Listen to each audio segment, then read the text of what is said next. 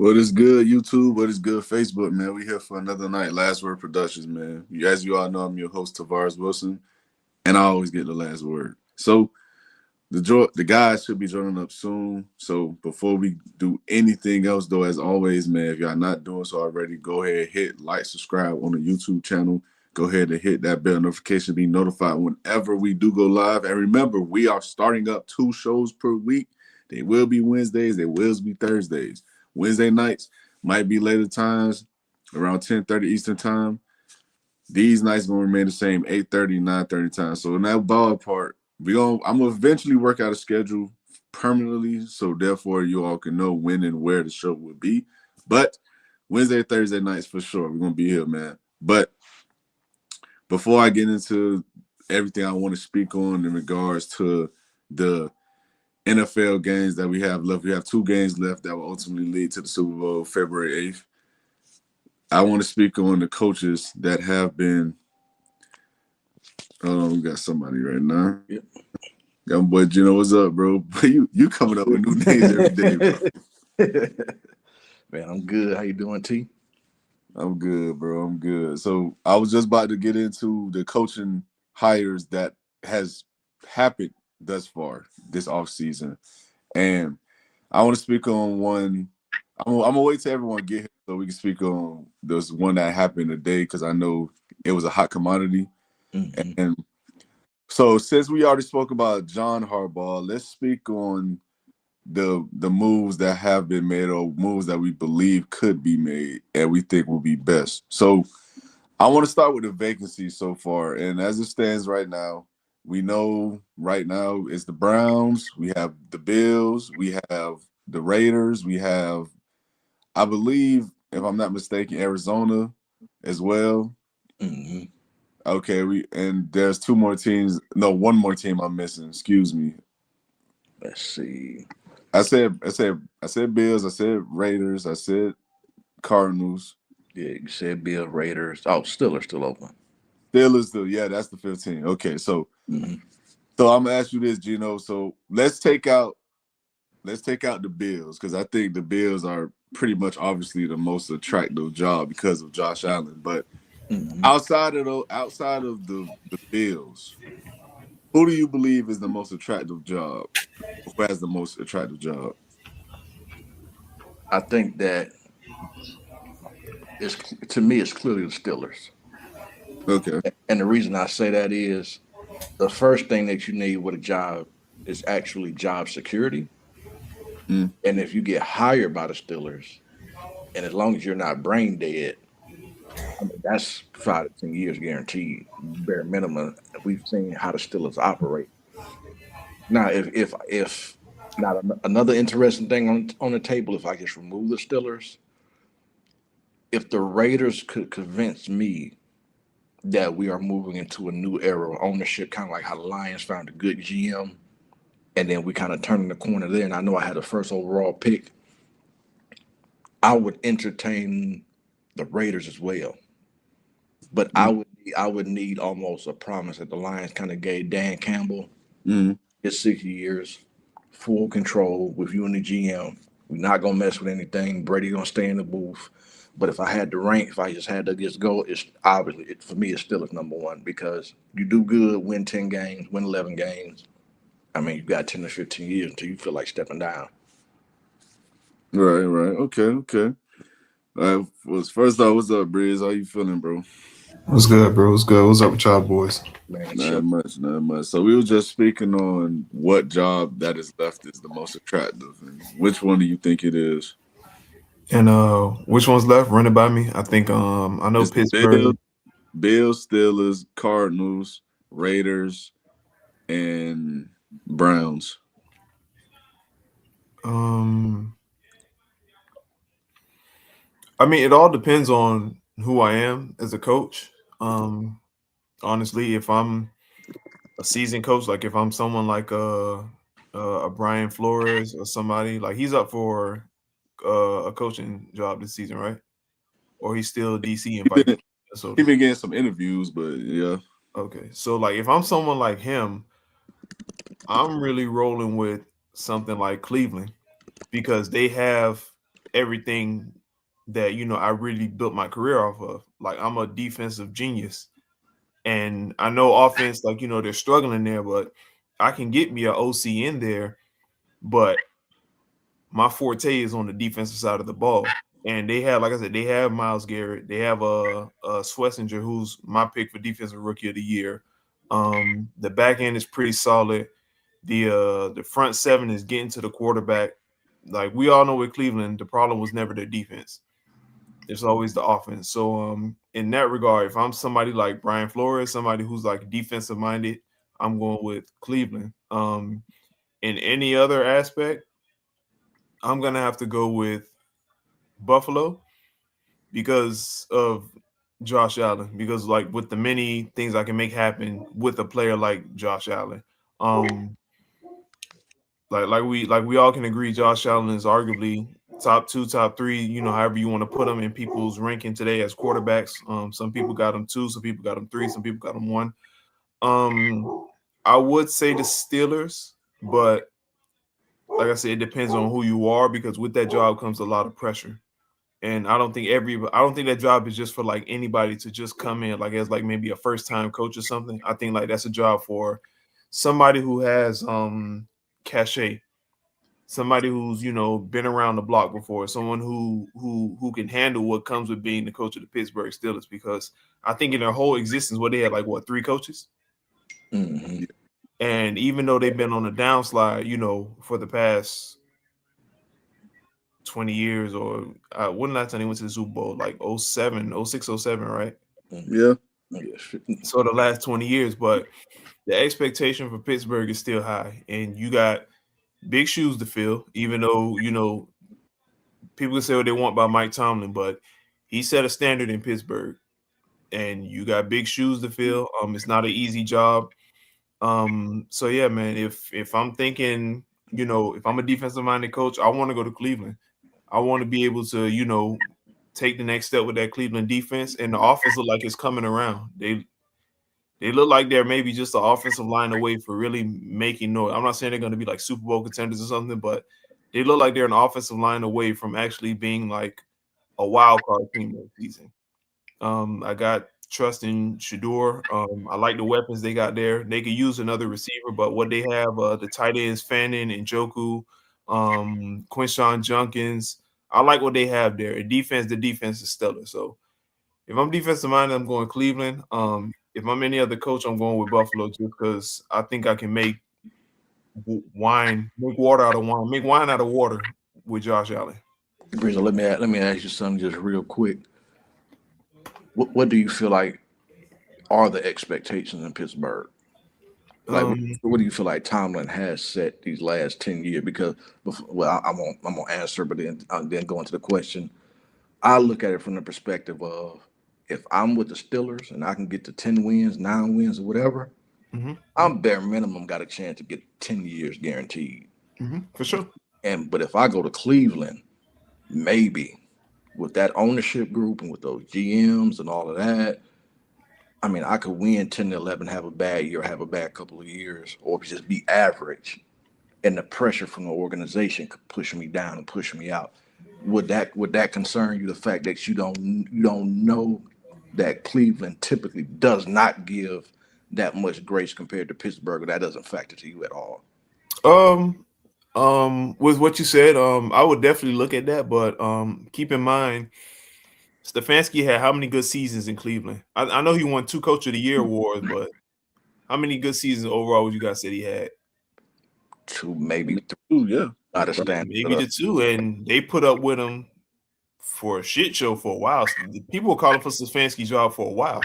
Mm-hmm. And like I said, man, if it all depends on where my expertise is, because like I said, if I'm Brian Flores, what defense other than maybe the Texans, maybe the Jaguars, Seahawks, and stuff like that? What, from a personnel standpoint, the Cleveland Browns, that defense is stout, bro. They have studs at every level, and it's a really good defense, and it's anchored by arguably a top 5 defensive player of all time in Myles Garrett, and he doesn't show any signs of slowing down. Now, of course, the offense is a work in progress, but I think Flores can, him being in Minnesota with Kevin O'Connell, something like that, he can find an OC who can scheme up things the way he likes to scheme things. Of course, they didn't look good in Miami from the offensive standpoint, but I think whatever was going on in Miami, I think Shador is nothing like Tua. He can push the ball. He's mobile, and they got weapons there to actually benefit him, and the team rallies around him. Now with Pittsburgh, I understand what you're saying, like with the job security, but I don't know, man. I really don't. I really like. I don't see much to harp on with Pittsburgh, honestly. Like, Yeah. yeah, you got TJ Watt, he's getting older. Cam Mhm. Hayward, he's getting older. Um, Will Howard right now is an unknown. Like, you don't know what you got there. DK Metcalf is going to be DK Metcalf. Tyler Warren, Jalen Warren, Calvin Mhm. Austin. Like, it's pieces there, but I think like right now for like the next 5 years, I think the Browns are in a better state than the Pittsburgh Steelers. As crazy as it sounds, I Yeah. really think like right now they're in a better state as far as personnel wise, not front office, but like team Mhm. wise, bro. Because right now I the Steelers, I don't see like the glitz and glamours of the Steelers right now, other than the name, honestly. like I know I say this from my perspective, Breezo. I do give you that the Browns right now have the better future. All right. The problem that I have with Cleveland is they always blow that future, in my opinion. Mm-hmm. And it's not like a regular blow. It's like, oh no. It's like, no, that thing is just bam broken.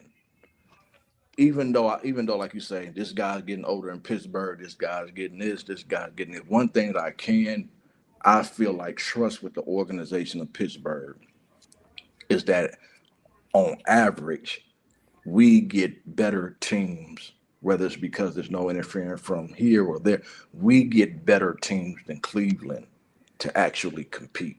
And sometimes it's not actually the coach's fault. Sometimes, going back to what I said, the GM, whatever it is about Pittsburgh, they can put together better teams even when they are at a deficit to Cleveland. Like, my concern with Cleveland would kind of be the same thing if I had to go, even though I brought up the Raiders, even if I had to go to Detroit, I would need a guarantee.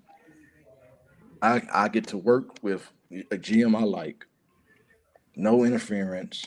You know, when we have a bad season, like it's a lot of things with Cleveland that I just really, really feel like it has to be perfect to Mm-hmm. even get that job security to Pittsburgh.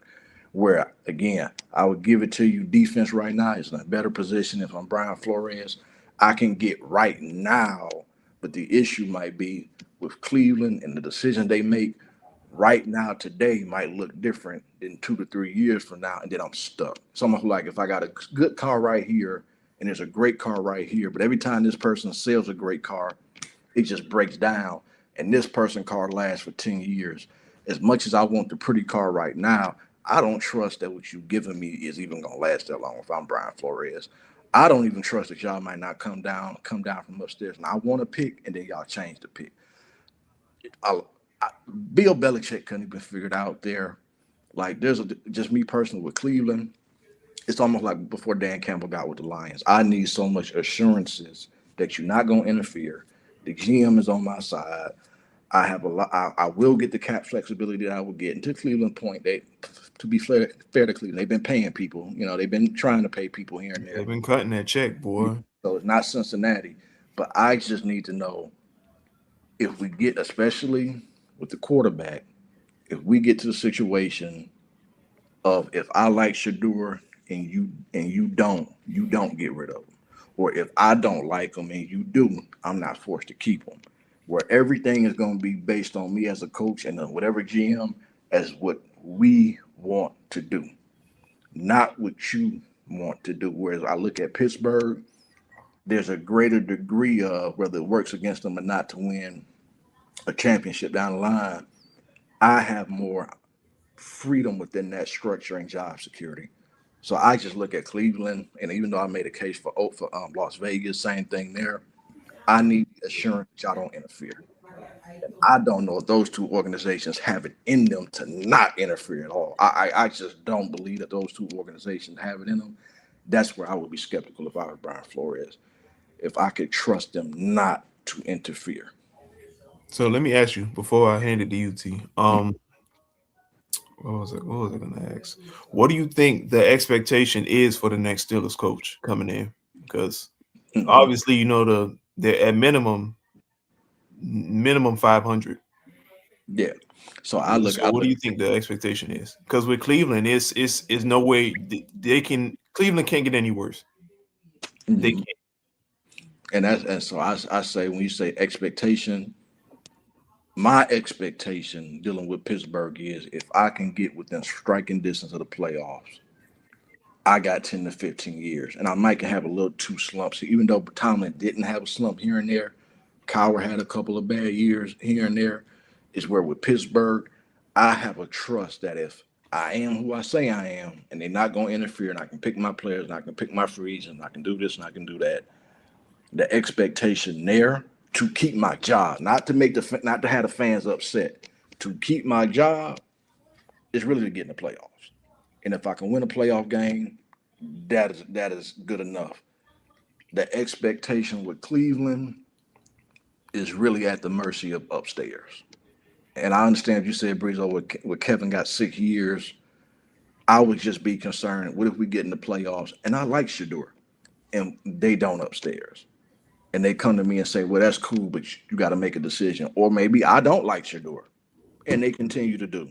And then they say, "Well, it's going to be either or." Like so, that's why when you ask me about expectation, my biggest expectation is to keep my job. Pittsburgh will let me lose my job.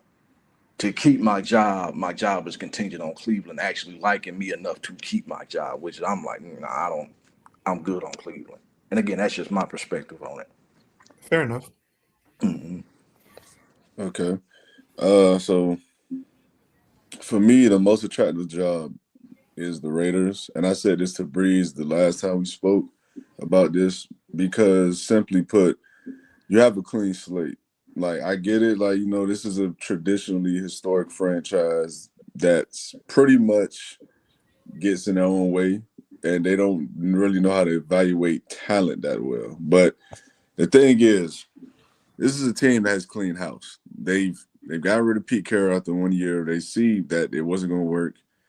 They moved on from their entire draft room, and this is a team that, as well, not only did they bring in Tom Brady, but they are giving him almost the keys to pretty much help evaluate talents. And just because he's one of the greatest players we've ever seen, if not the greatest players we've ever seen, that doesn't mean he will be good at that.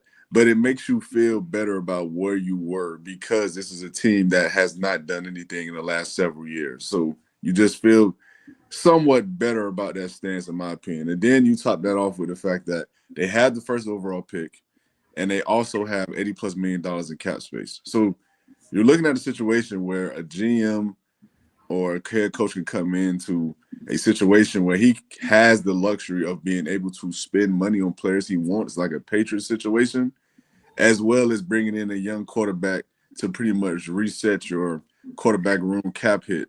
Because if they release Geno Smith, I believe they save somewhere between 25, 30 million on the books, but they lose, I believe, the same amount. So it's a break even.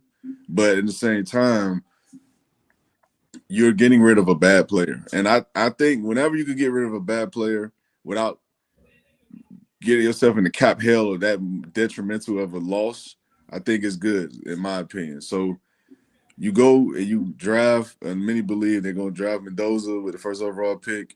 If you can somehow figure out your offensive line situation where you can actually create running lanes for Ashton Genty, and you can maybe go out and get you another receiver, go with these young guys you have, because they got some guys that can play.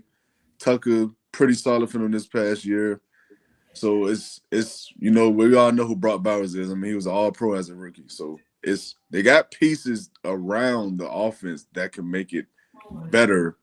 And they have, if they don't move on from Max Crosby, they have one of the better defensive players in the league. So you have a situation where it's a clean slate, but you have talent to build off of. But if I'm not looking at the Raiders, I would go with the Buffalo Bills because of Josh Allen. But the thing with that, I believe with Josh Allen being on the team, you have higher expectations. Like you're not going to come in and have the luxury of trying to figure it out within the next 2-3 years. You're not going to have that because they don't know how much longer Josh Allen is going to play at this level. So that's why when you take these jobs like the Ravens, like the Bills, like a couple years back with the Rams when they got not when McVay, but when they got Stafford, there was an expectation because you're bringing in a top dollar quarterback. That's just what it is. But in this case, you're coming to the top dollar quarterback. So you have to be able to come in and pretty much have success almost immediately because you're not going to get the luxury of these first-year coaches, second-year coaches. You're just not going to get that when you're playing with a guy like Josh Allen who has shown he can play at an elite all-time level. So that's why for me, I think you get a little bit more leeway and luxury with the Raiders. I think you get a lot of cap space. You get the first overall draft pick. You can feel however you want to do with that, whether you take Mendoza, take the guy you think could be a quarterback for the next 18 years, or you trade back, get a boatload of picks and build up the roster. It's on you. But it's a multitude of ways that they can approach the situation. So that's why I view the Raiders situation, at least from the outside looking in, as the best situation a young coach would come into. A veteran coach, yeah, I can see the Bills, yeah, I can see the Browns. But I think if we're just going off of first-time coaches or young guys, which the league has seen to be transitioning to, I'm going with the Raiders for me. Let me ask this question. It's kind of separate from the topic. Let me ask this question just real quick, Tavares. Do you feel as if the Bills' job is only for somebody that's like Mike McCarthy? As to where he's already won a championship. They've seen him win a championship with Aaron Rodgers. They already feel like he did decent with Dallas. Do you need a coach that if it goes bad in the first 2 years, they have to have some type of credentials in Buffalo to say, for lack of a better term, don't blame me because I'm proven? I mean, I agree with what you're saying in terms of like the first 2 years, he could essentially say, I've proven to be able to win at this level. It's just I don't have the pieces I need or whatever the case may be. I agree with that sentiment, but I don't agree with, with the last part you said, basically saying like, I have the credentials, so I'm proven. I don't think that's the case because, I don't think that needs to be the case, I should say, because of the fact that they're not going to let go of a veteran coach because they're going to give him more leeway naturally because he is a veteran. I don't think the first-year coaches would get that. Let me get an example. I believe if someone like Jesse Minter went to the Bills, I believe if in his first 2 seasons, if they was deemed as unsuccessful, I think he would be out the door. And I don't think that's how you build a successful franchise. And the reason he'll be out the door is not because he's a bad coach, because I believe Jason Minter is going to be a good coach, but we're going to get to that soon. But it's because there's a short leash now. The ownership of the GMs, they've shown you, like, they're willing to put you out on the streets if the results aren't there, even when the roster isn't good enough, which many people believe. Despite the fact that they went out and they didn't draft the first a Pro Bowler in, I believe, in 7 years or some shit like that, outside of James Cook. They haven't drafted, an All-Pro outside of 2 players at this point. They have not done well building this roster. They don't bring in free agents. They don't attract a lot of guys who are essentially movers, like in terms of game changers for you. So the veteran coach, in my opinion, they're going to get that leeway because the veteran coach can come in and say, I know the formula that a team needs to build a successful franchise in order to compete for it all. The young coach ain't going to have that luxury because they're literally not proven. So we looking at guy again. Mike McCarthy is a placeholder. I'm not saying specifically Mike McCarthy.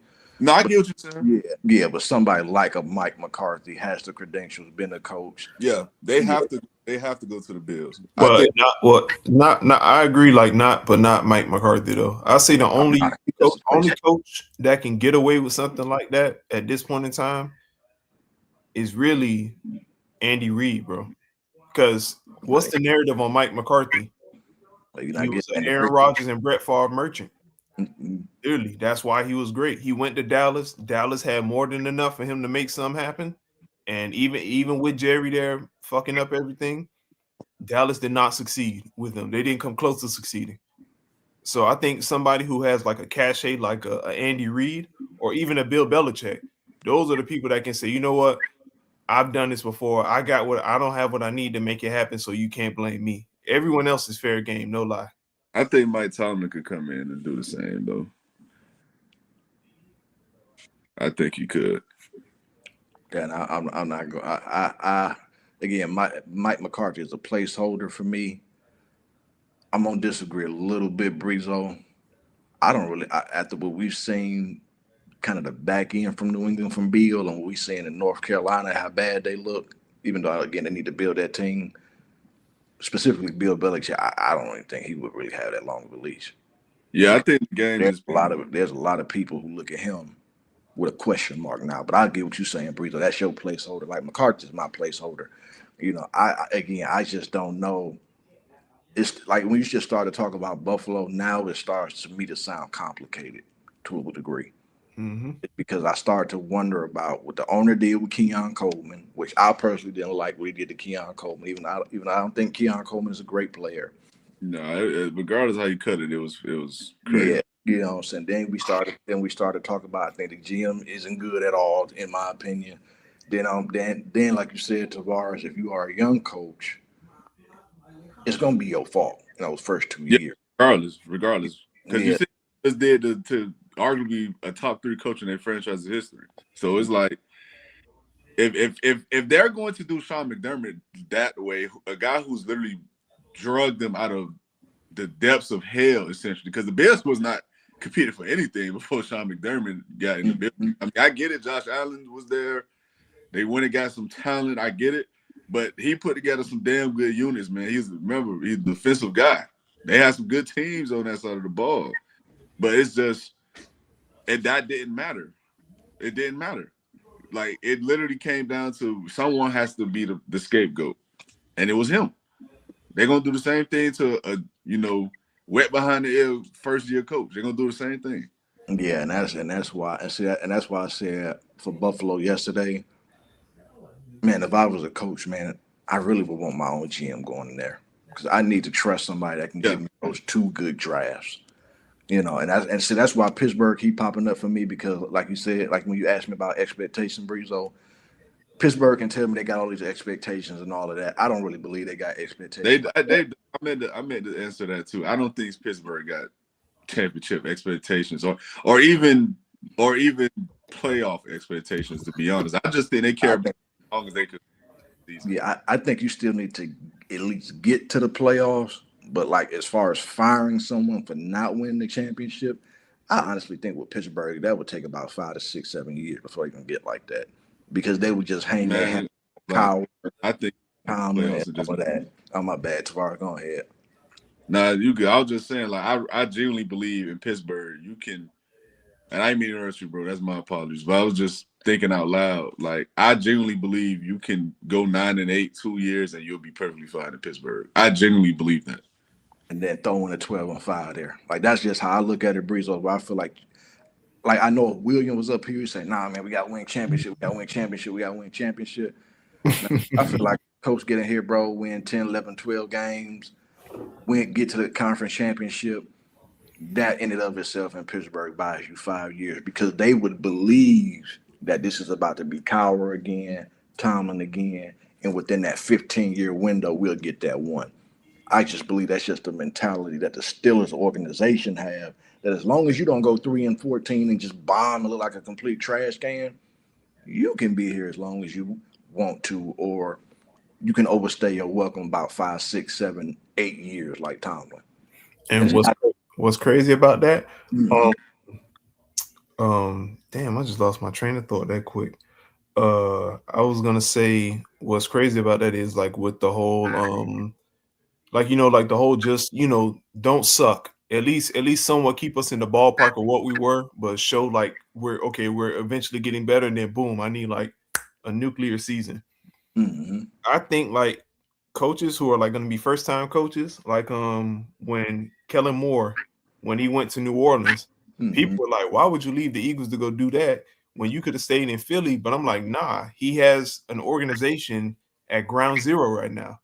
the expectations for New Orleans was honestly what?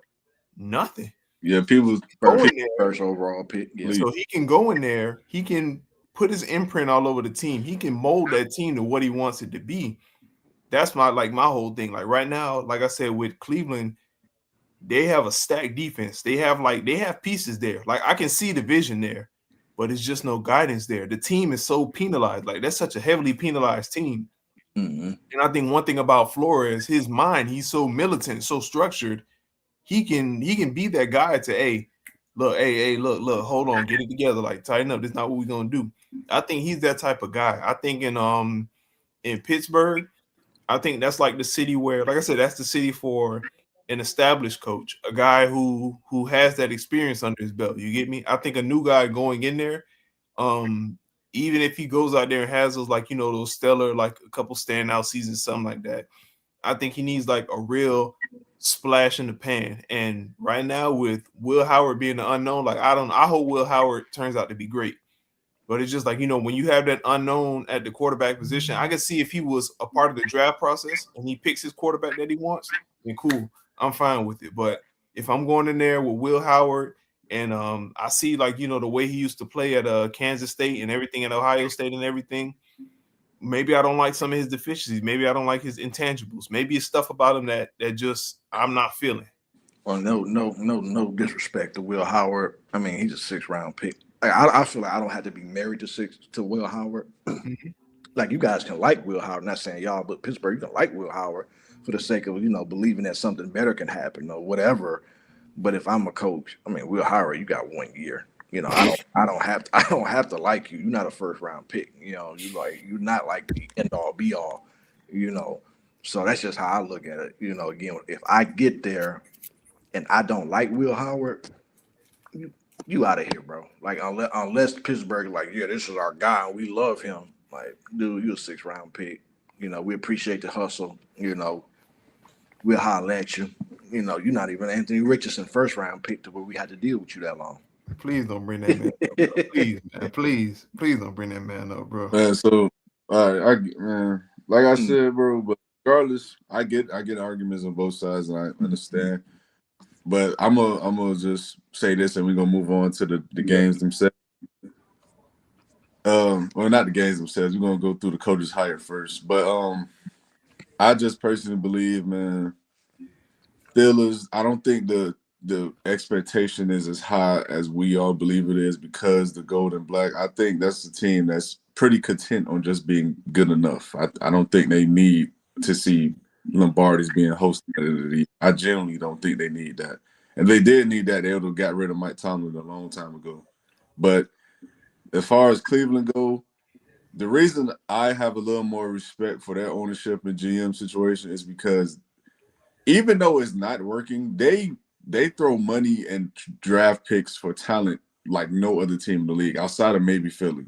So it's like they're trying to make it's they just have shit luck, like being honest. They really do.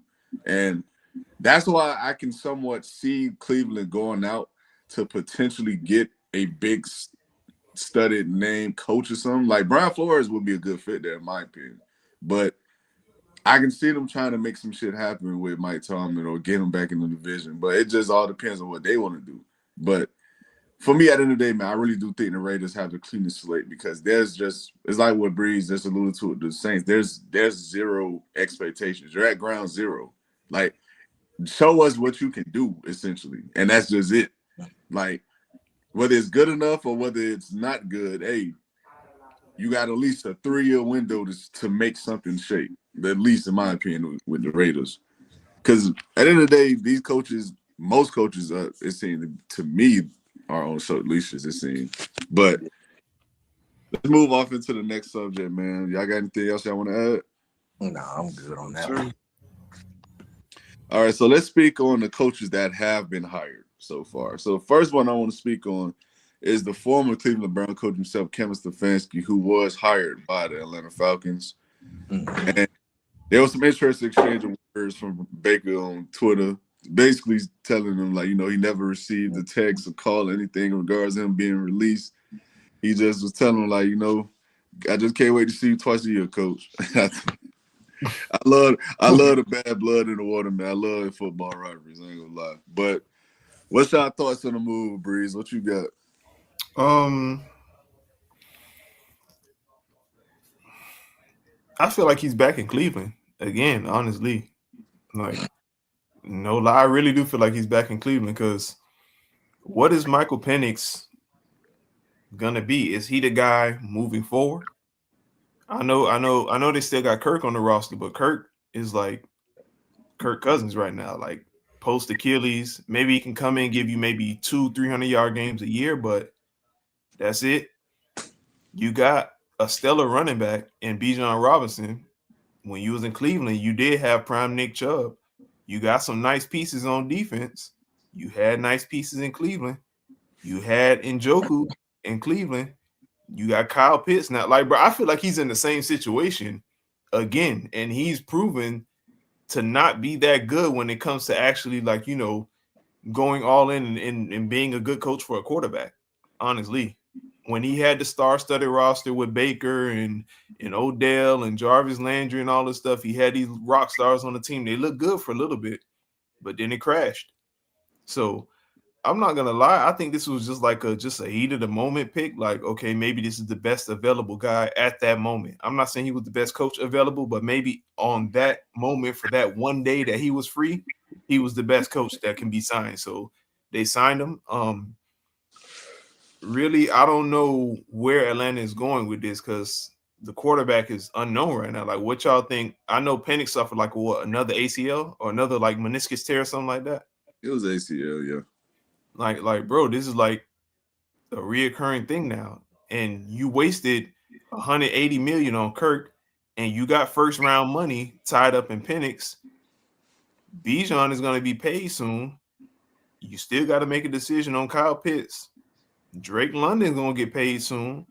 Jesse Bates, like you got all the, like you got so much to handle. I really think they're in a bad position right now, bro. The division is weak that they're in, but I really think that they're in a sucky position right now because the coach that they got wasn't a needle mover, even with the similar situation in Cleveland.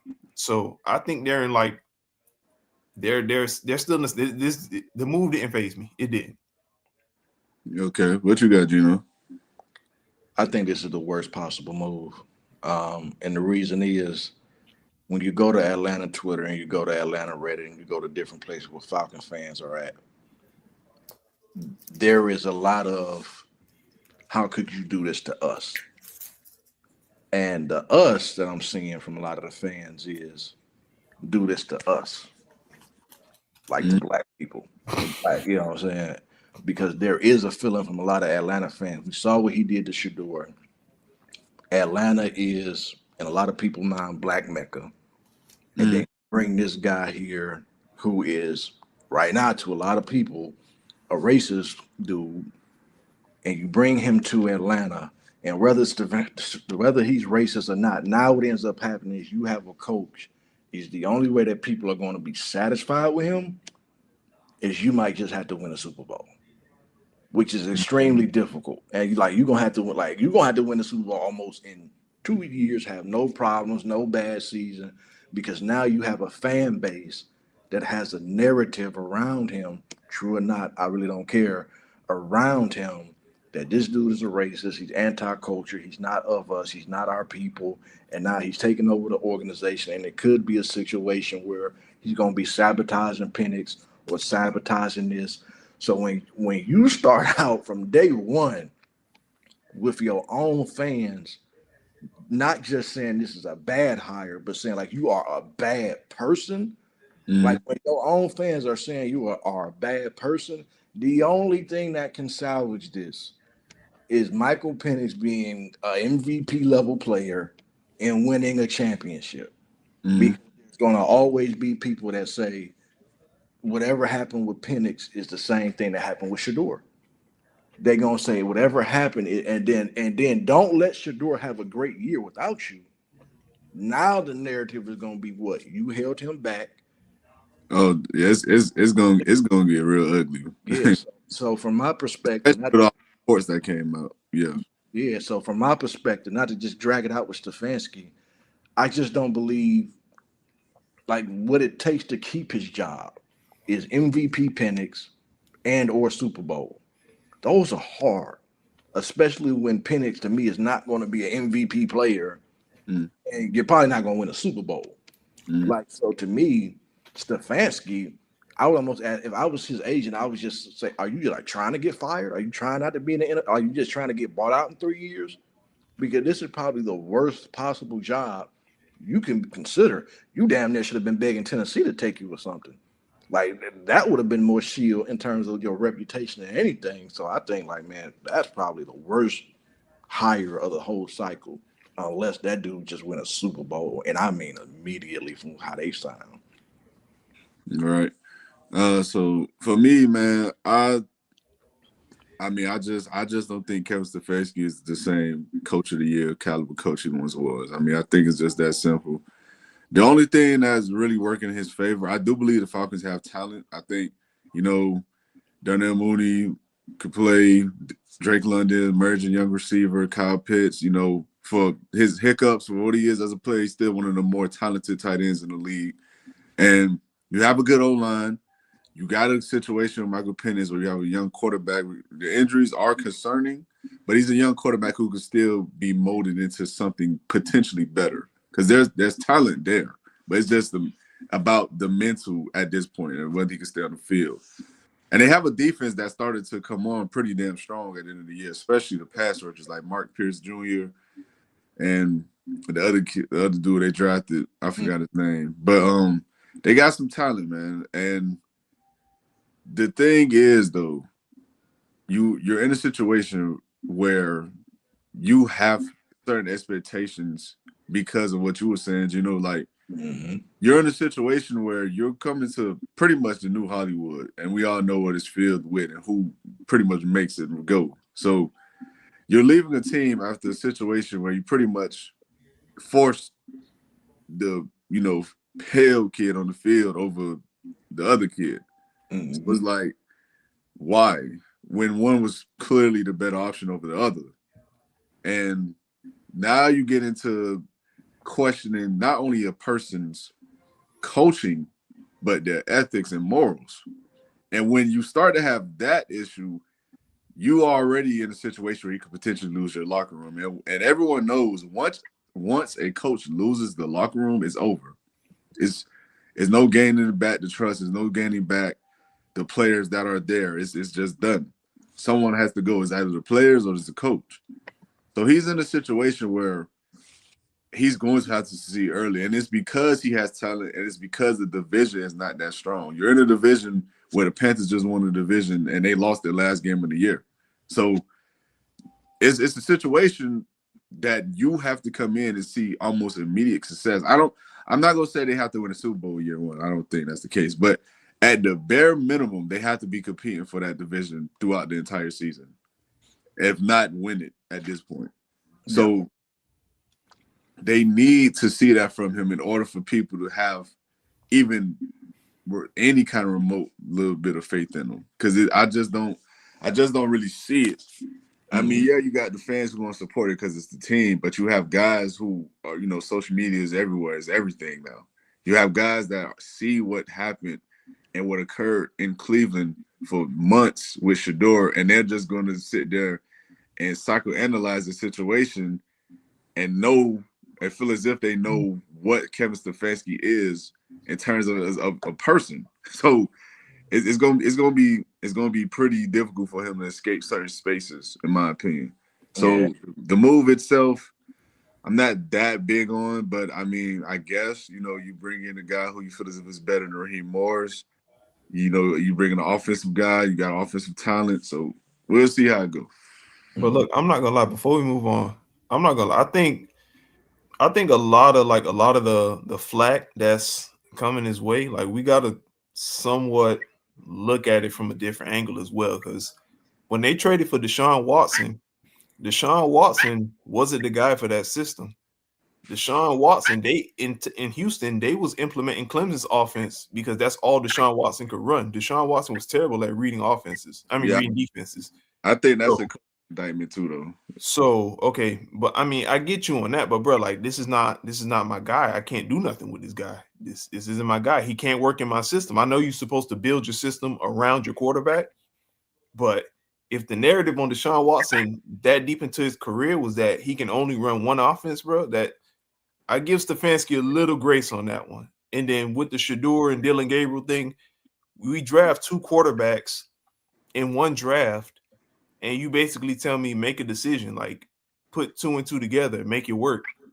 Like I think that'll be difficult for any coach to manage, bro, because you drafted this kid in the third round, which quintessentially in the draft, that's a high pick. Like that's a valuable pick. And then you draft a kid in the sixth round who has like a superstar aura around him. So no matter what happened, let's say if he would have played Shador from the start, right? And maybe bench Shador after 2-3 games, the narrative possibly would have been, oh, he didn't like Shador from the jump. He didn't give him a chance. He's a rookie. He's it. Like I think he was like with that type of situation, bro. I think he was fucked from the beginning, bro. Oh yeah, I understand what you're saying, Breezo. Like I definitely agree with you. I'm just saying that for the average fan, how they arrive to their conclusions is how they arrive to their conclusions, and they believe that it's his fault. Oh, for sure. And I'm just saying, me personally, if I would have been his agent, we about to beg Tennessee because Nashville probably don't give a damn about that. Like the city of Nashville is not gonna care like the city of Atlanta. So we on our way to Nashville. We on our way, maybe trying to get to Pittsburgh because maybe they care to a degree less than Atlanta. Atlanta, like there's just some Atlanta, New Orleans, Detroit, Chicago in that situation. You just take off the board. Those cities are predominantly black. It's gonna be a thing the whole season. Just being what it is, I'm out. I'm passing. So I understand what you're saying, though, Breezo, is where the narrative might be unfair. But like we learn, even with athletes, sometimes, man, that narrative is a narrative, and it's a hell of a climb. Yeah, I get you, bro. For sure. I mean, listen, if we're speaking on the narrative in terms of just this being a pretty much stereotypical racial thing, cool. I could get why that could be tough. But if we're talking about the X's and O's and what's on the field, no. Stefanski gets no passes from me. And the reason is because, gang, you watch these dudes every day. There's no way on God's green earth he watched all the training camp, all of offseason, and OTAs, and sat there and came to the conclusion that Dylan Gabriel is the better of the two quarterbacks. There's no way. I don't care who was drafted where. You do not. There's no convincing a person who literally has a brain that Dylan Gabriel was better than Shador Sanders and throughout their durations of practices, especially with all the reports that came out about Shador Sanders pretty much lighting it up damn near every week. So when we looking at it from the perspective of the X's and O's, we also looking at a coach, which you alluded to, Breeze, that he couldn't make it work with a guy who they bought in for 300 plus million guaranteed damn near. I get it. It's not his system. Deshaun Watson, we can sit here and say he needs to be better in certain aspects because you should be able to play certain ways in certain systems. The reality of this situation is this. Most quarterbacks are going to only be successful in certain systems because that's what they are as players. If Pat Mahomes left the Chiefs right now, we don't know what Patrick Mahomes could be because Andy won't be there. That was a bad example to use, bro. No, it's not. The reason why it is because bro, he's not a system quarterback, bro. No, he's the reason why it's not is because we've seen Andy Reid quite literally make bad quarterbacks damn good. If Patrick Mahomes don't get drafted to the Chiefs, there's no telling what he will be. We know what he is now because he's been paired with one of the greatest offensive minds the game has ever seen. If Patrick Mahomes goes to the Bears, there's no guarantee he's going to become what he is. I get what you're saying, but even if you go look at Texas Tech, he always been a wild card. He always been the system, bro. Exactly. If he's a wild card, Breeze, that means he could have been good or bad. That's literally what being a wild card is. But T, I get what you're saying, bro. But no, I think you jumped out the window saying if Patrick Mahomes, wait, hold on, because T, we talking top 5 greatest quarterback of all time here right now, brother. Yes, but where you're taking and what you and who you play with matters. That matters just as much as the talent. That's the like let's look at Matt Stafford. Matt Stafford was hailed as the biggest stat pattern the game has ever seen because of the numbers he put up in Detroit. He never won anything. The moment he leaves Detroit and go to the Rams, he becomes a Super Bowl champion, and they rewrite his entire legacy. Now, The situations matter. The coaching matters. okay, Gino, can you tell me the best defensive player that y'all had in Matt Stafford's tenure in Detroit? Ndamukong Suh. And Ndamukong Suh. Now, Matt Stafford had Aaron Donald, Jalen Ramsey, Leonard Floyd. Wasn't Von Miller on that Rams team? Older, yeah. Von Miller. Bro, that team was stacked, bro. Offensive player of the year. Like, bro, like, come on, man. That team was stacked, bro. Look, that team was insane, bro. We can sit here and say the team was stacked all we want to. It was insane, bro. I just think Pat Mahomes, bro, that was a wild one. I get what you're saying. We could literally say that about multiple quarterbacks. We can say that about Sam Darnold just not like this past 2 years. We can say the shit about Daniel Jones this past year.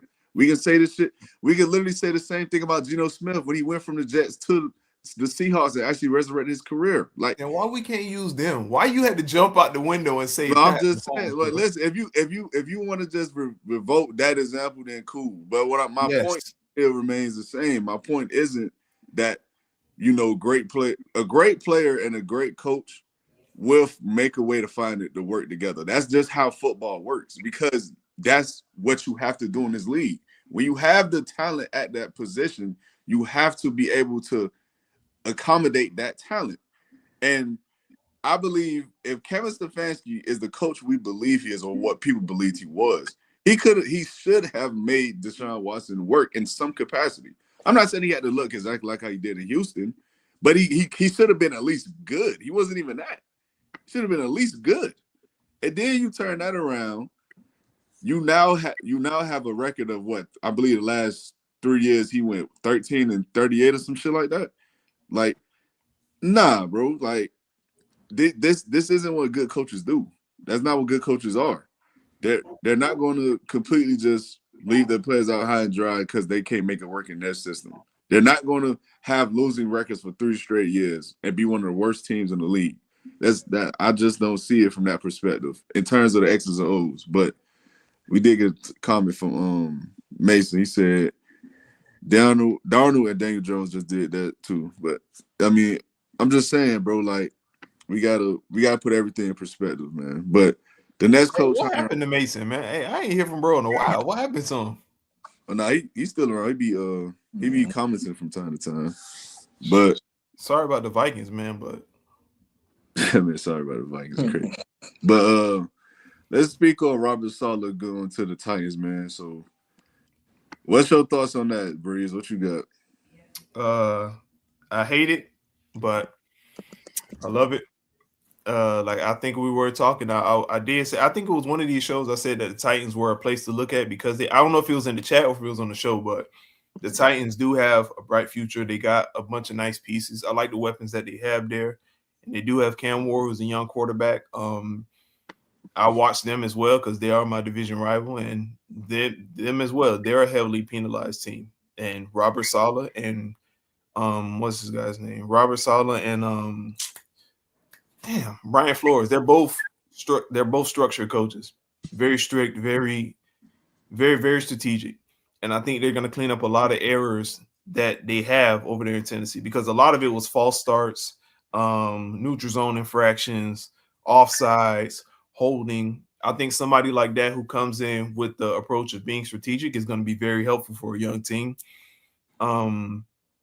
I like it. I really like the signing. This was one of the best signings, honestly. Now, if he gets an offensive coordinator who can get the most out of Cam Ward, like harness that gift that he has, because Cam Ward is like naturally gifted. Like Cam Ward is one of those players that he reminds me of like in the essence of skill, like a Tracy McGrady, for example. Tracy McGrady didn't really have to work at anything. He was just naturally damn good. Cam Ward naturally has a strong arm. He has great athleticism. He can do a lot on the field. So he needs a coach that can help him harness that natural talent and actually make him great, because there's a difference between being talented and being great. So I think this is a good move, like a really, really good move. I like it. I say this like my maybe top 3, top 4 signing of the offseason. Okay. We got a comment. We kept B Flow. Don't be sorry, man. We still got a chance to compete. Stop lying. Okay, not with McCarthy. Go ahead, Jim. Anyway, I think for me with Robert Sala, it just comes down to this: have you learned your lesson?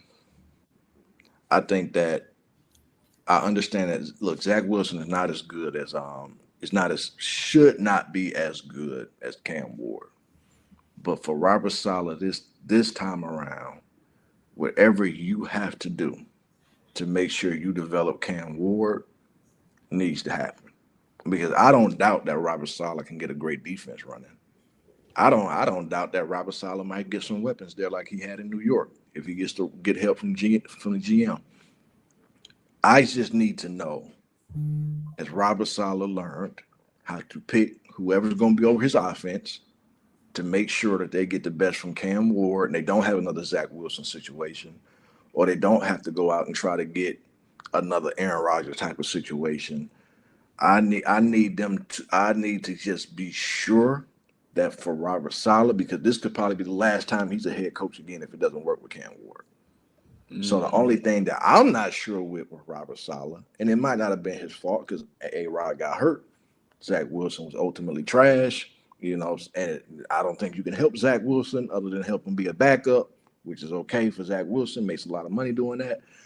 But you have to make sure that you fix Cam Ward, not fix Cam Ward, but develop Cam Ward. Because if you don't, I mean, you're just going to be back in San Francisco. It's going to be a welcome party. So that's just how I look at it. I think Robert Sala can do a lot of great things. I just hope he learned his lesson to make sure his quarterback is ready to go.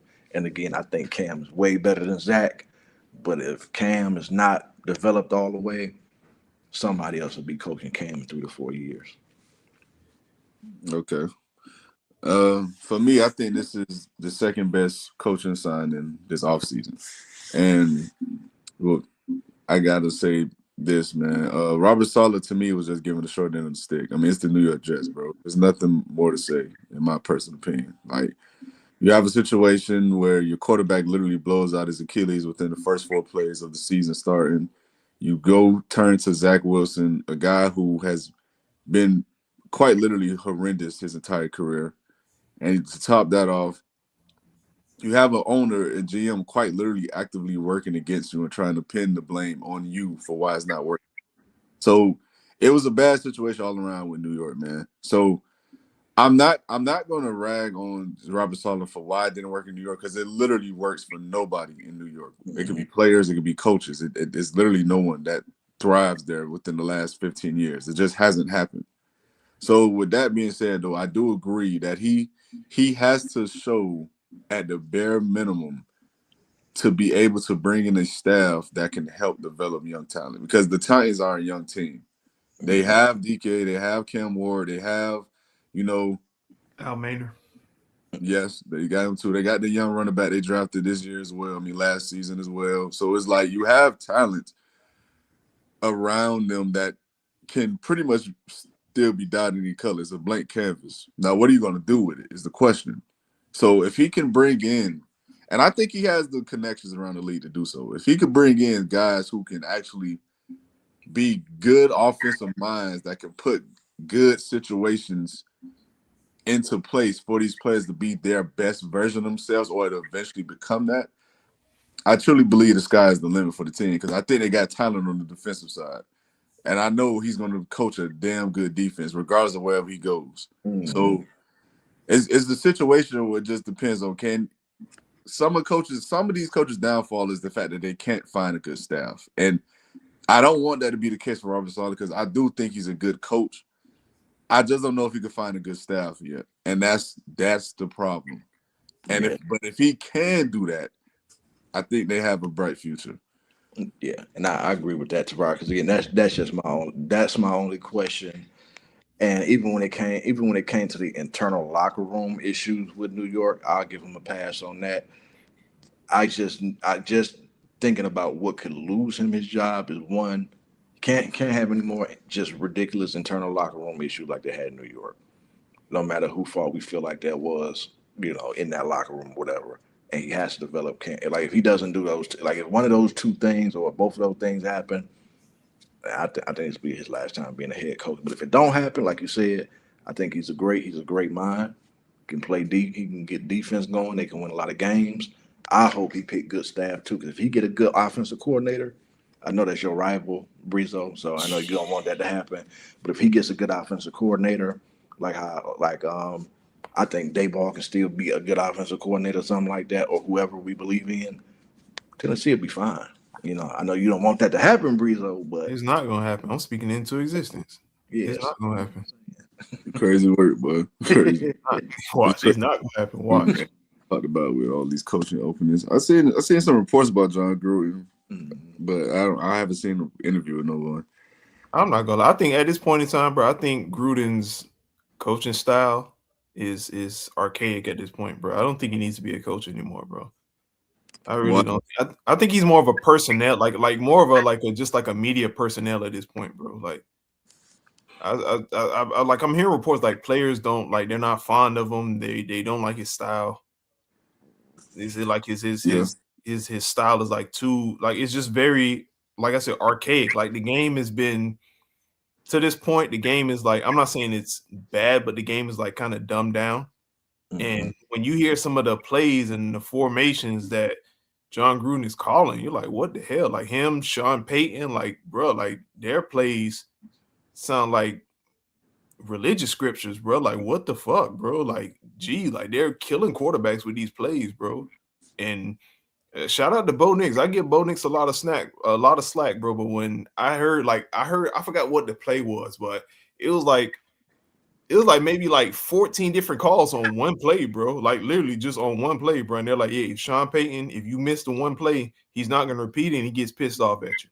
Like, bro, he's like those old coaches are very impatient, bro. They're like my way or the highway type of guys, bro. And I think that style is you got to be more player friendly nowadays, bro.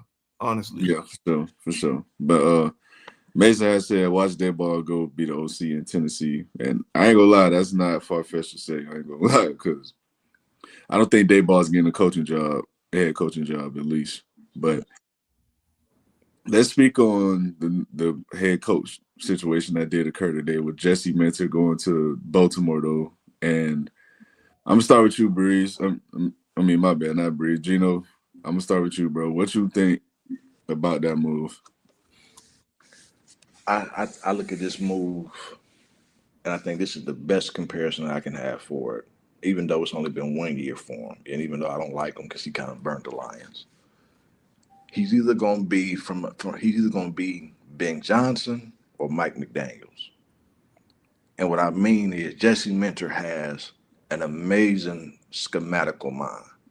Like if you watch those games versus C.J. Stroud in Ohio State, some of the things that he was able to do schematically to confuse them, even though it was college, to bridge that gap for us was really high level stuff. And then to bring it to the Chargers and have a number two, number three, or whatever they are, points defense Mm. validated for me. It wasn't just a college thing. It wasn't just him bullying college kids. He has a real great schematic mind for the defensive side of football. Now, the problem is, like you already know, T, what you saw with Mike McDaniels. I can't guarantee you that Jesse is a leader of men because a lot of the leadership of the overall architecture of men typically Jim Harbaugh. Jim Harbaugh is the leader of Michigan. He is the leader of the Chargers.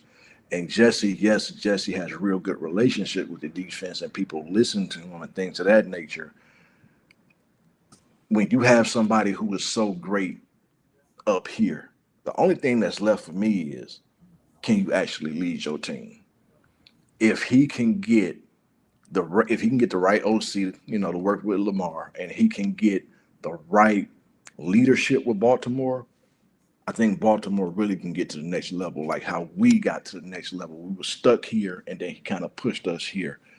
if he does not have that leadership, and if he is a Mike McDaniels, where he is not respected by the players once he becomes a head coach, I think it can get bad in Baltimore quick. As much as I like Jesse Minter, I've been saying Jesse Minter, Jesse Minter, Jesse Minter, but it's a whole different ball game when you are no longer the guy that can lean on the other guy to be the leader. So me, when it comes to Baltimore, it's real simple. Either you got the Ben Johnson of defense, or you got the Mike McDaniels of defense. And going back to even like we said with Buffalo, where it's only so much rope there.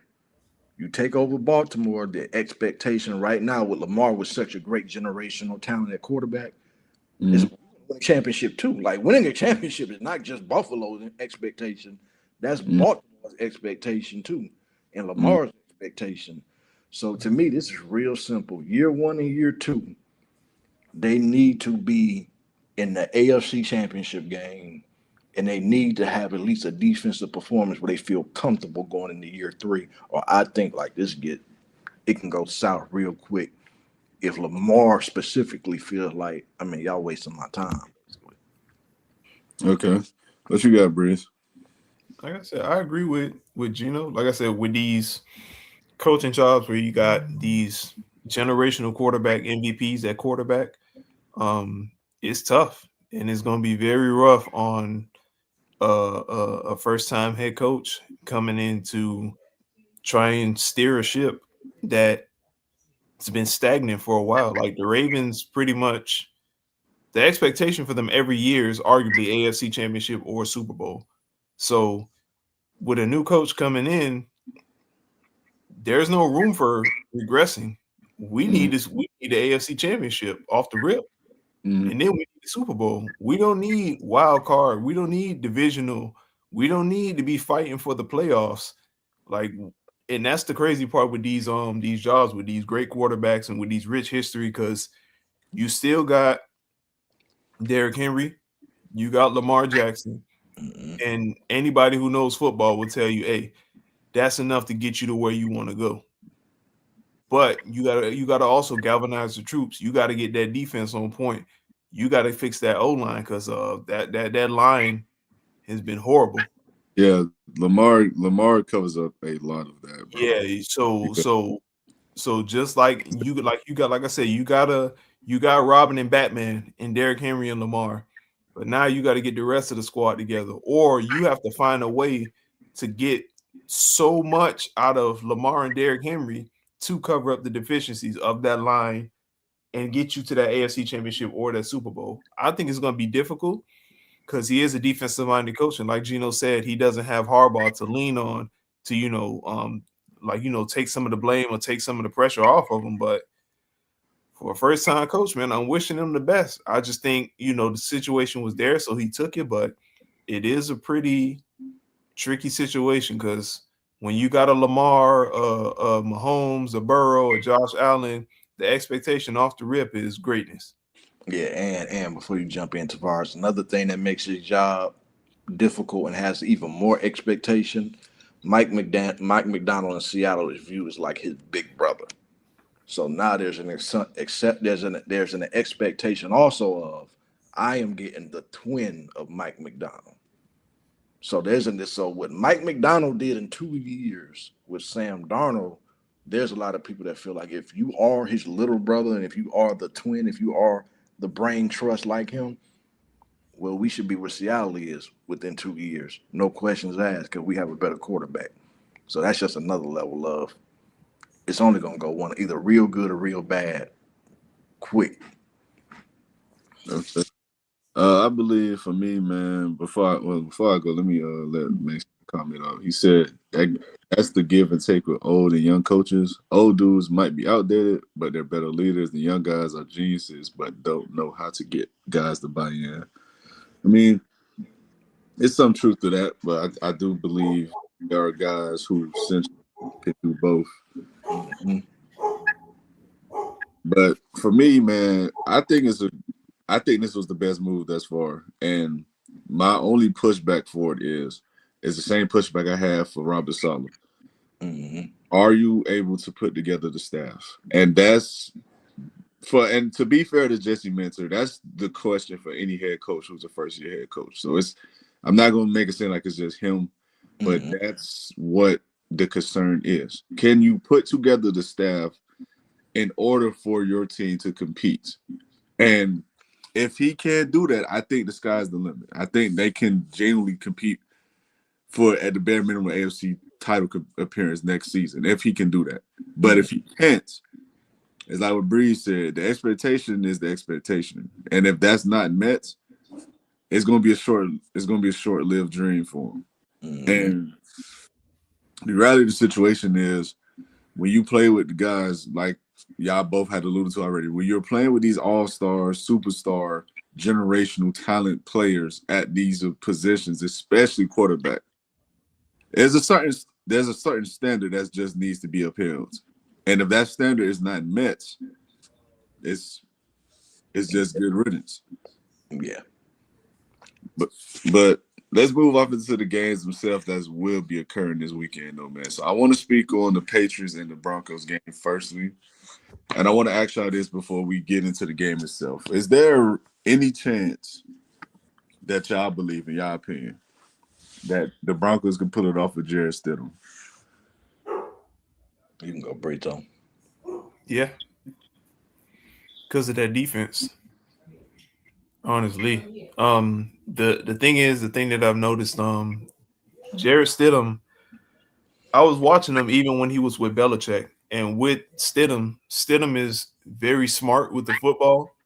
He's very he's a very sharp reader when it comes to analyzing and getting the ball out of his hand, and he has an arm on him, and he rarely turns the ball over.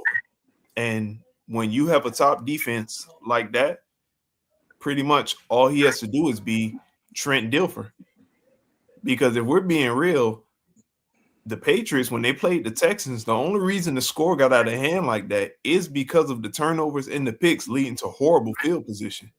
Honestly, the Patriots, they weren't just every drive marching up the field on the Texans. The defense was getting worn out because, bro, they're literally 3 and out. They go on the sideline, sip Gatorade, interception, fumble, bad field position, sack, terrible punts. So going in Denver in that high altitude, if that defense comes to play, Pat Surtain is Pat Surtain. Riley Moss holds up his end of the bargain. Hufanga, Nick Bonito, like that defense is star studded, bro.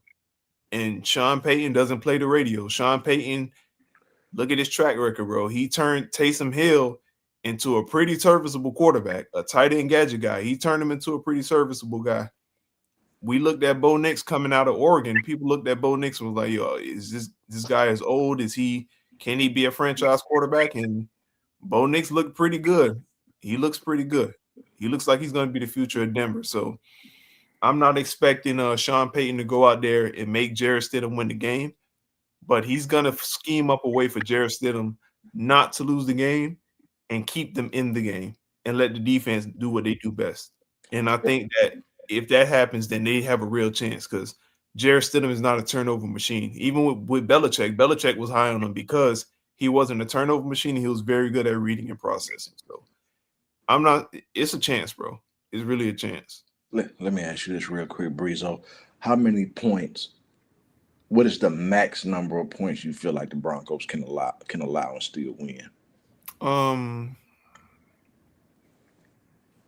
I think it's gonna be a pretty low scoring game, bro. I think it's gonna be a lot of kicks Mm-hmm. because both defenses are really good, both great defensive units. I do think that Broncos defense, they're gonna throw a lot of disguises at Drake May. They're gonna fake some blitzes. They're gonna play a lot of shell coverage. They're gonna mix it up on them. So they're gonna make it difficult. And that pass rush is elite. So I really would say the game will be maybe like a 15-12 type of game. It's gonna be a low scoring game. I don't expect to go out there and see fireworks, Rams versus Chiefs, 54-50 how it was. No, I don't expect to see that. So honestly, if that defense holds New England to maybe a touchdown and 2 field goals, I think they take it. Okay, so defense can't give up more than like 13, 14. Yeah, That's they can't. They can't because you're not gonna let Jared Stidham go out there and scramble around and do what you would let Bo Nix do. Because Jared Stidham, for what it's worth, is a backup quarterback. He's a backup for a reason. It didn't work in New England. He lost his job to Mac Jones for a reason. So, yeah, man. Okay. How I kind of look at it too when we talk about the NFL, obviously anything is possible. So I'm more or less getting to the probable. I think that I think that it's I think that it can happen, but there's like a lot of things that have to happen for it to happen. Like I get an example of the Lions versus the Vikings is where Bresmer can't do anything. So I need to get takeaways. I need to put the I need May to give me the ball. And sometimes May, well, so far in the playoffs, will give you the ball. Like I need to get, like Brizo said, stops. I need to the only thing that I just worry about is just in the situation if the Patriots get up 14-0. So I think from the Broncos' perspective, it's probable and you have a chance as long as you can force some turnovers. And in the NFL, turnovers can happen at any moment, and that's the only reason because I don't know if Drake May has reached Patrick Mahomes, Jalen Hurts at his best in the playoffs to where he's automatic for 30 to 40 points. Josh Allen automatic for 30 to 40 points in the game. I don't think Drake May is there yet. And since he's not there yet, and he's kind of turned the ball over himself at times, that's what opens the door. And me personally, I still think Sean Payton as a coach is just a little bit better, in my opinion, than Vrabel right now, as to where he can split some type of a difference to get that game within, striking distance. But yeah, but obviously, if you tell me who I'm going to put money on, I'll put money on the Patriots to win. The Patriots should win. I think it would be disappointing, upsetting to the Patriots if they don't win. But I mean, there's a path for the Broncos to win because, like you said, Brees, they at home in that, right? Yeah, I mean, be honest with y'all, man. I don't think it's a chance to hell. Be honest. For me, Jared Stidham is solid, but he's a backup quarterback. This is the biggest game he'll ever play in his life, potentially. And you have a guy he's probably taken some first team snaps throughout the season. He's probably been in the lineups for practices. He's live bullets, game. He hasn't played a game all year. This is not going to go the way he wants it to go, especially against that defense. And the reason I said it is because Mike Vrabel understands and knows he's coming into a situation that's probably going to happen once in a lifetime. Essentially, you have a chance to actually any and everything he's been holding back this season in terms of any exotic looks he can throw out at any coach. It's going to happen this game. Mm-hmm. And Jared Stidham is not going to be prepared for that. It doesn't matter how much film he watches on the team. It's not going to happen. Now, to counter that, the Patriots don't have much film on Jared Stidham, but again, it's Jared Stidham. Like this isn't a game changer who's coming into the game. But for me, the difference is I'm not sold on the Broncos making this game just that difficult in terms of their defensive unit. And the reason I'm not is because they have not been the same unit the back half of the season. They just haven't. They were on pace to set a record for sacks, and they pretty much plummeted to the earth with that. And then you see them get lit up by Trevor Lawrence for 40+. Then you go out, you see them in the playoffs. They're giving up 30+ to a team that had 5 turnovers in the game. So I'm not sold on the Broncos defense really making this that much of a difficult time for Drake May. Now, granted, Drake May has not played that great this playoff run, but he's played against two units that, in my opinion, you can make a legitimate argument were both better defenses than a Broncos defense. The Houston is without question. Mm-hmm. Chargers, I mean, it's a legit case that could be made. So I'm not really sold on the fact that the defense is going to make it that much of a struggle. I think it's going to be a tough game regardless because you're on the road and you're playing to get a good unit at the end of the day. It's going to be a tough time. But from what I've seen from the Patriots this season, and one thing I know they will do regardless of what the situation is they're going to put up points. The last 7-8 weeks they've put up to end the season, they put up 24+ points a game. And I just simply don't think Jarrett Stidham and the Broncos, with the limited weapons they have, they're going to be able to compete with that. I just don't see that happening. Now, by the grace of God, it does happen. Then it's gonna be some uncomfortable, day. it's gonna be uncomfortable conversations being had. But yeah, I just don't see that happening though, bro. Yeah, and all I'm saying is, tomorrow I can see a chance. That's all I'm saying. Because if you Yeah, get there's always a chance naturally because because if you turn that football over again, you have a weird day. But other than that, like again, if I got to put money on the game, Breeze will say, "Hey man, like I'm putting money on New England." Like that's how comfortable I will be in New England. Um, but we'll see. yeah, Vrabel just better win because I mean it would go back to those narratives. That would be a bad narrative on his resume. You don't want to lose this game. yeah, That's the main thing. You don't want to lose it. yeah. The one thing the Broncos do have going for themselves, they play with house money at this point. So you really don't have an expectation. So you go out there and play free. You literally don't have an expectation. So that's what they do have going for themselves. But I'm just not going to believe it, Jarrett Stidham. I can't do it. I'm not going to lie. But Hey, I'm not gonna lie, man. Hey, he did play under Belichick, man, and Belichick told him a lot, man. So I'm not gonna lie, just from where he's been at in his career and what he's learned and the personnel that he's worked with, I wouldn't necessarily count him out. Now, I'm not saying he's gonna go out there and be Brady or nothing like that, but working under Belichick and then you working in the New England tree, now you working with Sean Payton, now you working with great minds, some of the greatest minds as coaches. I think he'll be prepared for the game. I don't expect him to go out there and shit the bed. I think he'll be more than prepared for the game, bro. yeah, I mean, he could be prepared for sure, but there's a difference in talent at the end of the day. Like he can go out there and know the playbook like the back of his hand. It's cool. That sounds fantastic. That doesn't mean he can make the plays. Like everyone applauded and just pretty much oozed over how well a student of the game, someone like Jacoby Brissett or Ryan Fitzpatrick are in terms of the systems they play in, that what they do when they come in, that they're, sponges and all these other things. It don't result to winning. I mean, like that shit sounds good at the end of the day. I mean, it's cool. I get it. But we're not winning games. Like, that's what it comes down to. Is it a W or L in the column?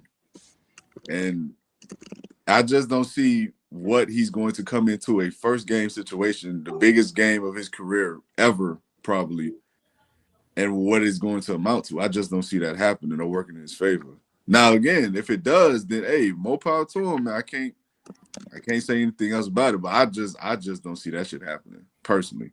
Hey, with all due respect, Jacoby did have Arizona in a bunch of close games, bro. They're one of the worst teams in the league, bro.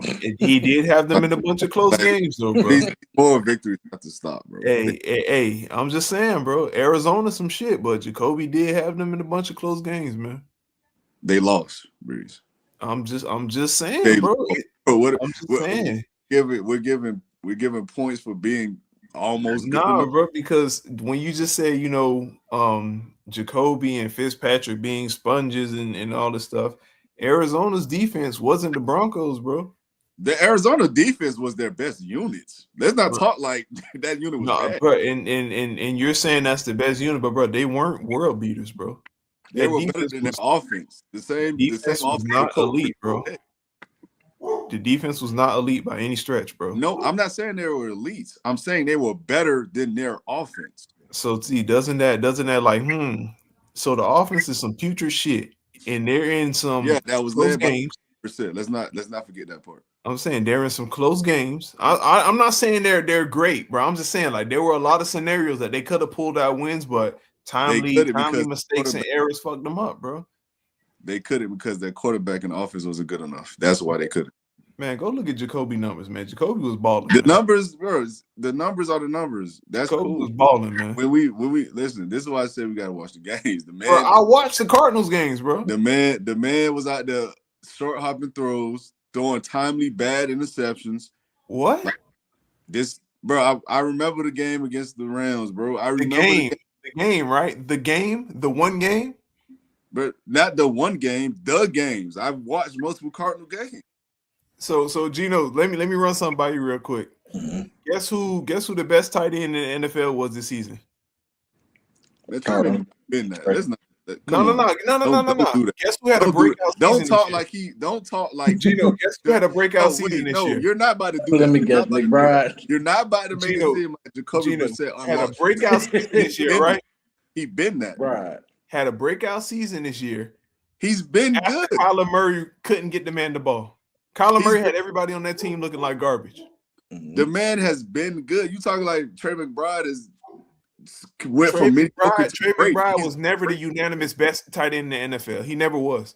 He was always viewed as a top 3 to 5 in the position. He's always been damn So what's good. the difference between top 3 to 5 and the unanimous best? He was the unanimous best because the unanimous best tight end were 2 of them. Bro, he was the unanimous best this year, bro. He set the record for Because receptions the for other a 2 tight niggas end. was hurt. He set the record for receptions for a tight end. I think he got the most yards for a tight end, and he had double-digit touchdowns. He set the most yards with Kyler Murray, but okay. You just told me K1 wasn't good enough to give him the ball. So he set the most yards this year. No, he set the most catches this year, not yards. I said catches and didn't I say catches and yards? Yeah, you said catches. He didn't set yards this year. He said catches. Bro, I could have swore he said catches and yards this year, bro. Nah. Catches, yes, but not yards. Bro, let me go. He had the most yards for a tight end with 0 touchdowns last season with Kyler Murray. I remember that. Watch this. Okay. But like I said, man, hey, right or wrong, whatever Trey McBride did this season, Jacoby Brissett is not moving the needle for nobody. I mean, but it shows, right? If you have a game manager who knows what they're doing and you rely heavily on defense, you can make it happen. And you can still lose badly every week. Not badly in terms of the score, but you can lose every week. I just don't see it happening, bro. But hey, I'm gonna move off into the next game, bro, since we pretty much all came to the consensus of the Patriots more than likely winning that game. But I want to speak on the game that is going to be, to me, blockbuster, and that's the Seahawks and the Rams. And before I let y'all go, I want to say this, bro. Mm-hmm. If the Seahawks do not win this game, Sam Darnold, it has to be conversations being had in terms of he's just never going to be good enough. And the reason I say that is because I don't think the Seahawks are going to lose this game because the defense won't show up. I think the defense is going to play well, but they're going to have to put points on the board to win this game. Because at the end of the day, the defense could be first in scoring defense, which they are, all they want to. 12 and 17 taking the field, bro, it's going to be a long day, regardless of who's out there covering who. Kyron Williams is having a good playoff run. I know Blake Corum is playing. He's played well this season. They got a pretty damn good O-line, and you got the more than likely MVP of the league in Matthew Stafford. So the defense is going to have his hands full the entirety of the game. The offense has to go out there and put up points, period. And if Sam Darnold cannot do that, they're going to lose this game. And it's going to be in the hands of him and that offense.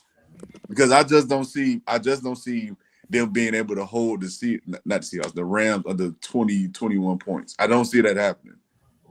So if he can't do that, I just don't see what else we can be talking about with Sam Darnold. I think we have to conclude that he is what we thought he was, and that's a guy who can't live a lot like how I view Jared Goff, to be honest with you. Like, he's a guy who cannot live up to that moment. And the argument for him is that, at least in Jared Goff's favor, he's had good games in the playoffs to show that he could be somewhat capable. Sam Darnold doesn't have any of that shit. So it's gonna be a tough pill to swallow for the Seahawks, in my opinion, if that does happen. But hold on, wait, let me see what Mason say. Darnold been in a team that's worth a damn, not even 2 full seasons. T tripping right now, man. Gang, listen, I know what Sam Darnold is. I've seen it for 6 years, bro. Y'all want to sit here and crown Sam Darnold something good because he's been on loaded fucking teams. By all means, I'm not sipping that Kool-Aid, bro. The man threw for less than 125 yards and won the game by 30 points the other night. So hey, if you want to give him that, cool, gang. I get you a Viking fan, but no, I'm not giving him that. But go ahead, Gino. What you got? I don't. I think it can come down to Sam because I know the Seahawks were able at one point to win a game against the Rams where it was kind of low scoring. That's why it can. You know, I I get concerned about Sam. I get concerned about Sam Darnold when pressure started to get from the front four. Kind of like C.J. Stroud overall, pressure starts to get rolling. Sam Darnold starts to see. I don't know what he sees, to be honest. I was gonna try to find. I don't know. I have no idea what he sees. Versus the Lions, I have no idea what he's seeing. Obviously, looking back, our cornerbacks were like, yeah, we shut down Addison, we shut down Jefferson, blah blah blah. I mean, you can go watch. Like sometimes they were just open, but Sam Darnold just couldn't see them. He kind of just takes himself out the game. Even when we talked about if JSN could break the record, why did we say he couldn't break the record? Because Sam Darnold. Like we didn't question JSN, we questioned if Sam Darnold could keep it rolling. There is a way that I feel like the Seahawks could win the game and the defense play good enough and the score is low enough because the Seahawks can run the ball pretty good too when they get in rhythm. I get concerned in a situation where it does become a shootout. And then on top of that, now you got Jared Verse and you got the rest of those pass rushers starting to get after Sam Darnold. Now I'm going to pick Seattle because I respect also the 12th man in the playoffs what that environment entails and what it brings and how I feel like that environment is good enough to get you some stops that you might not deserve talent wise and interceptions and turnovers you might not deserve talent wise. I respect that environment is one of the few environments that can generate plays that you might not deserve. I just feel like T, if it's a situation where the Rams overcome that and the Rams get to rolling, I don't know if Sam Donald is putting up 40 points on the board. That's my concern. I have enough respect for Mike McDonald, the defense, the environment to say the Seahawks are going to win 26-24. They're going to get to 26 on the strength of a turnover that the environment induces and they just score. JSN making a play, one run, and a couple of kicks. That's how I see it go. But if it gets to a situation where it's bam, bam, bam, bam, we got to go bam for bam, and scoring, Sam Darnold going to run out of money. They're going to put him out the club, as far as I'm concerned. Okay. Hold on. Before you go, Breeze, let me show this. Because his coach is a defensive genius in Seattle. You saw him in the Jets uniform, and you yourself, not even an hour ago, admitted not even Saleh could fix that dumpster fire. Here's the problem, Mason. Robert Saleh still went out there and coached a good unit for what his specialty was. The Jets defense, those 2-3 years he was there, they are regarded as one of the best defenses in the league. And regardless of how you want to view the situation, how it worked out with the Jets, in terms of the success they had, does not take away from the fact that Robert Saleh still came in and did his job for what he was brought in to do. That was build a good defense and attempt to fix the quarterback. There's no fixing Zach Wilson. Zach Wilson is what Zach Wilson is. So they brought in Aaron Rodgers to try to combat that or to try to make that better, and they couldn't do it because Aaron Rodgers he tore his Achilles, he ruptured his Achilles, he got hurt, came back the next season. He's literally in his 40s trying to recover from an Achilles injury and couldn't do it. So we could sit here and we could go band for band, excuse for excuse. Regardless, I've seen Sam Darnold in the situations, and it did not look good. Them same tendencies with the Jets showed up against the Rams last season in the playoffs. They showed up against Detroit before the season was over, before the game. Not before the game, before the division. And on top of that, we've seen it just this past week with the Niners. The difference was the Niners simply were not good enough to compete in the game because the Niners did not have the talents. That's what it came down to. It wasn't that Sam Darnold went out there and proved anyone wrong. The Niners just simply couldn't keep up with the team in front of them. That's what happened. So again, I'm not sitting here telling anyone Sam Darnold can't prove me wrong.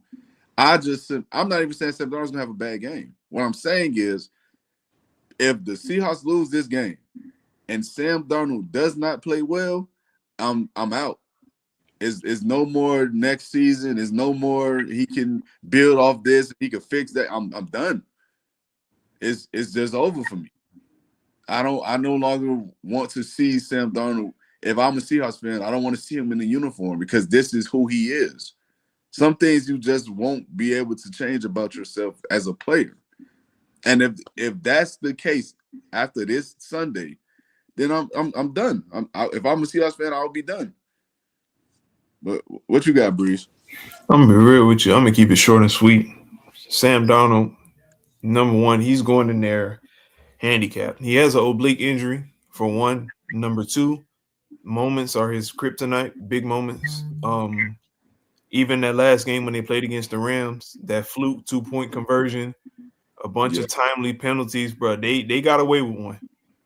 But as you see, like, going later on into the playoffs, these refs are letting a lot of stuff go. They're not being, very, very friendly with the whistle. Like, they're letting stuff go. So Sam Darnold's going to have to make plays. And the Rams have his number. Like I said, I think it was, last year they played against the Rams. He was sacked 8 times, not because the line just gave up instant protection. No, you can see Sam Darnold just didn't know what to do. He didn't know, bro. He saw ghosts, man.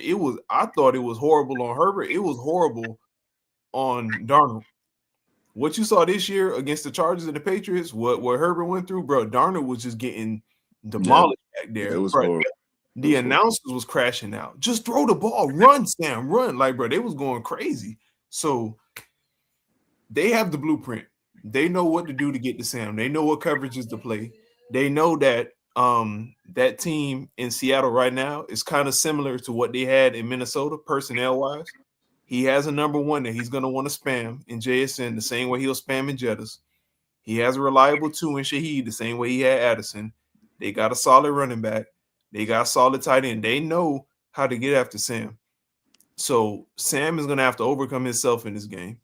But it's going to be ugly, bro, because I expect him to bring the house.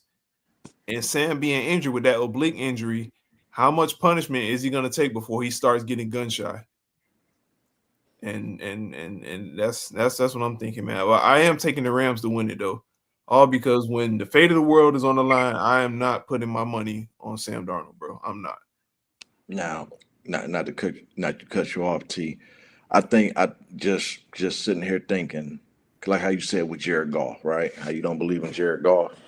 I think that if you are the Seahawks, there is a game that you can go back and watch, and you can create the circumstance, win the game versus the Rams, which is what the Lions did versus the Ram in 2023.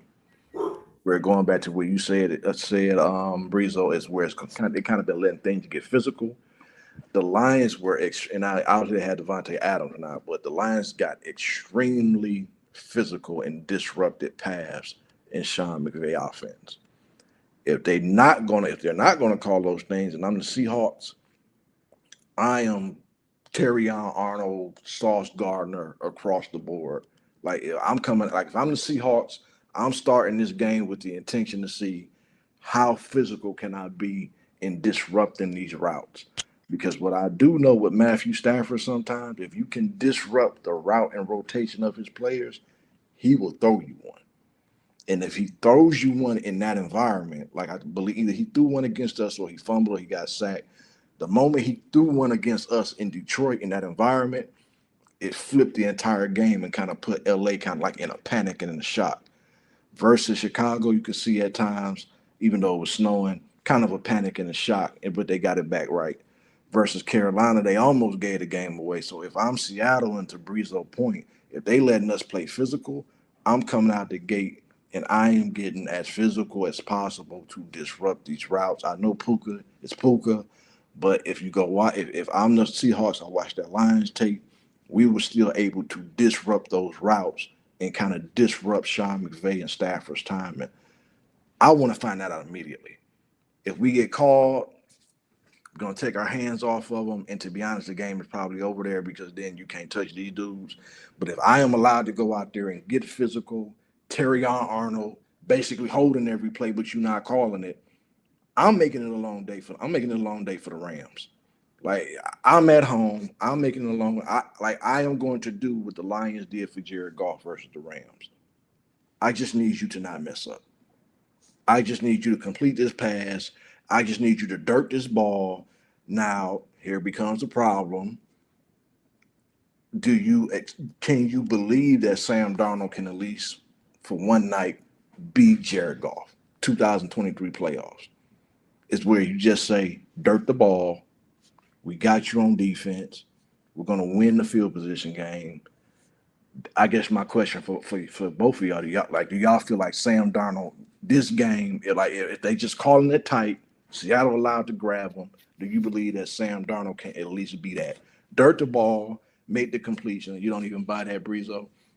And I don't say you have to. See, Because that's he has the injury as well. Because of Mason that leg getting injury. on me, and Breeze ain't got no faith in Sam. No, That's crazy. like I told you, bro, he got the oblique injury as well. So I know coming out the gate, it's a dirty tactic, but Mm-hmm. I'm pretty sure the DC is gonna say, "Yo, hit him, yeah, In the oblique, yeah. yeah, get him one good time, just scare him." And then what we gonna do? We're gonna start sending stunts. We're gonna start doing a lot. We're gonna send a lot of exotic things his way. But I need y'all to tag him one good time, force him, make him a runner. We gonna and we gonna do a bunch of stuff. We gonna make it very very confusing for him. And it's shown once you get in Sam Darnold's head, that's it. It's over. I mean, So let me him say having this. the record that him having the resume that he has, as Mm-hmm. well as the oblique injury, and if you noticed it, the past couple games, he's not as mobile as how he normally is. Like he'll break and run, but you can see that injury is bothering him. So when they send the house at him, it's either going to be him trying to extend the play running backwards, or he's going to have to run. And when he slides, is he going to slide quick enough before a linebacker comes and try to decapitate him, or is he going to slide and injure himself? So it's a bunch of stuff that's going to be going on in Sam Darnold's head. And I'm just thinking right now, all that with him being the choke artist that he usually is, bro, it's not going to be a pretty day for him. It's not. Well, let me. I do believe Sam Darnold could at least be that, But Mm-hmm. am I banking on that? No. And the reason I'm not is because, gang, like I said, bro, I've seen the same song and dance from too many times in these important games, bro. Like it's just not him. And like I said, I could be wrong. He could come out and he could play the best game of his life this weekend. I don't know. Anything possible, but yeah. Exactly. But if he doesn't, and if he ends up yet again wet in the bed, um, I don't see what other reasoning you can have to still have faith in the quarterback. I just don't see it. Yeah, and I guess I look at it like I guess where it kind of gets super tricky, Tavares. Like I think Seattle really needs him to play good because I understand when you say like man I would be out on him. I don't even know who you replace him with. Like that becomes a problem. Like Jalen Milroe isn't ready yet. Like so if I'm the Seahawks, like this is really the fate of our franchise probably for the next 2 years until Jalen Milroe is ready or somebody becomes on the market. Like not trying. Well, obviously, I can't put any pressure on Sam Donald more on himself, but for Seattle as a franchise, what you get Sunday night is basically your team for the next 2 years. Yeah, Kind of just simple as that. for sure. But yeah, man. So I think that's gonna be a hell of a game, regardless of how it go down. But let's head off into our last segment of the night, man. Listen, folks, we got to keep 3, cut 5, man. We doing 4th overall picks, NFL edition. So we got some names here. We see who y'all boys keeping, who y'all cutting. Mm-hmm. So the first name I got for y'all, man, I got Amari Cooper. Damn, man. Cool Mm, boy, man. But all right, let's be strategic with this. yeah. Can we talk? Because every fourth overall pick is not great. And Coop was a route running motherfucker. Great at his high. He had some great highs and some shitty lows. I'm not gonna lie. I feel like Cooper's that third one. Man, I'm gonna say keep him. I don't see what you're gonna say. I'm rolling with you. Let's keep him. All right. Okay, so y'all keep it Coop. Okay. Next name I got for y'all, man. I got Sauce Gardner. Damn. Damn, bro. All right. Yeah, make bad. We got to cut him, man. We got to. Yeah, because I just we Damn. Got to, bro. We gonna cut Sauce, man. Okay. Cutting Sauce Gardner. All right. Next name I got, man. I got AJ Green. Oh, I'm keeping AJ. AJ better than Now, Gino. I fuck with AJ, but remember, if we take AJ, we got one spot left. We got one spot left. I doubt we get better than AJ. I don't know. Right. I don't know. We gonna keep him. We gonna keep him. Yeah. All right. Y'all keep AJ. Okay. Next name I got for y'all, man. Hey, man, probably a Hall of Famer one day. I got Phillip. Say it again. I got Phillip Rivers.